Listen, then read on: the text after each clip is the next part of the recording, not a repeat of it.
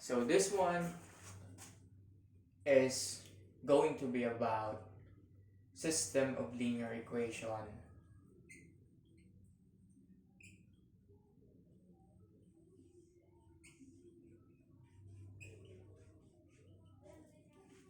A system of linear equation is just as simple as saying um, linear equation related to each other, and they are being defined to be related or being defined to be a system with this symbol. Let's start by giving example.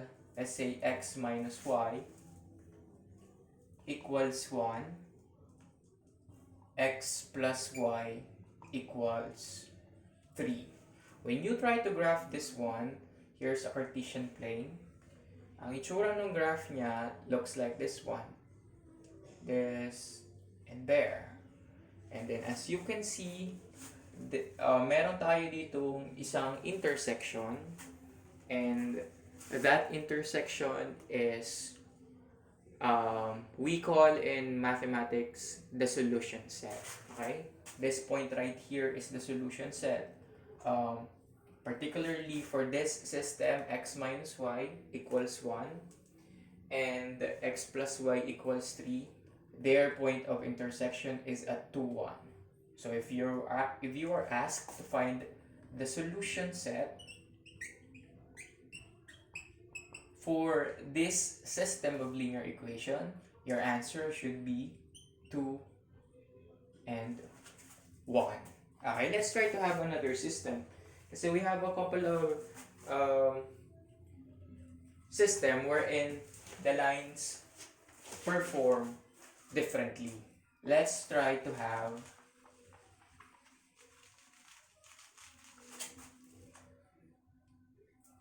six x minus 3y equals 9 and 2x minus y equals 6. You can try to do this on your, by yourself. Try nyo siyang i-graph. And when you're done, you should see a graph that looks like this one. So this one right here is the line for equation number 1, and this one is the line for equation number 2. Now, what I want you to observe on this particular example is that we don't have a solution set. There is no intersection or no solution set. Okay, so it happens. And this one right here is the second example. And we also have another one, which is x minus 4y minus 1 equals 0 and 2x equals 8y plus 2. Now, you might find this unusual na pag graph mo yung first line is ganyan siya. But then, itry mong i-graph yung second equation, you'll notice na they actually lie on the same path. Ibig sabihin po, this one right here can be considered as a point of intersection. This one right here could be considered as a point of intersection. Likewise, this point also is an intersection. This one right here is an intersection. And that one right there is an intersection too. Now, I can do this all day because a line extends infinitely on both ends. Kung i-extend ko siya, going to this direction and going to that direction, I will have an infinite amount of intersection or infinite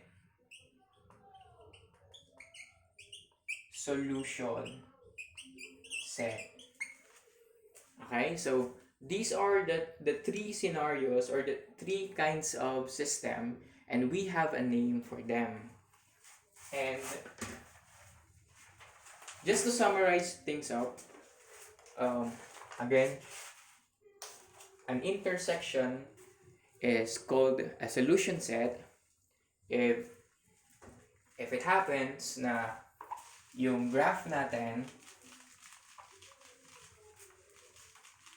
looks like this one,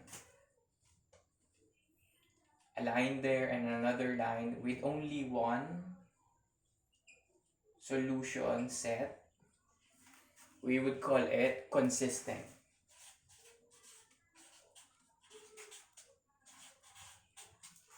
And if there are no solution set, like what happened on the second example, a line that are parallel, or yeah, a pair of parallel lines rather, with no solution set, this one is the one we call inconsistent.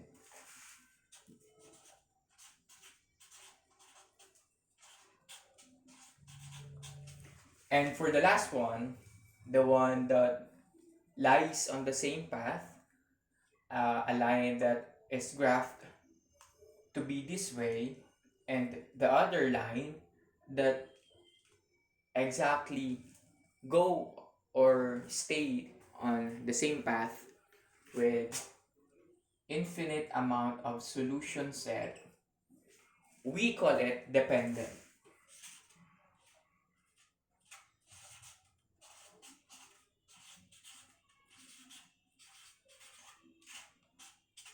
Alright, so we have here three system. The one generally, when we speak of graph that has one solution, we call it consistent. No solution set or no intersection is called inconsistent. And for the line that lies on the same path or yung magkapatong with infinite solution set, again we call it dependent.